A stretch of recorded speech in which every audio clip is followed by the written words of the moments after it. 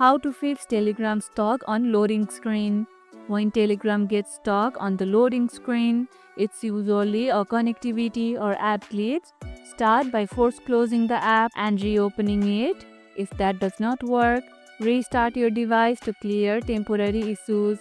Next, check if Telegram server are down by visiting their status page or social media. If the problem persists, uninstall the app and reinstall it again. Before uninstalling, make sure your messages are backed up in the cloud.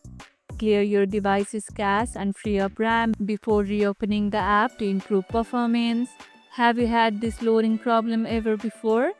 Share your fixes in the comments below. Fixing the loading screen issue helps you get back to chatting without delay. And if this video helped, hit the like button, share it, subscribe, and leave a comment. Thanks for watching, and I'll see you in the next one.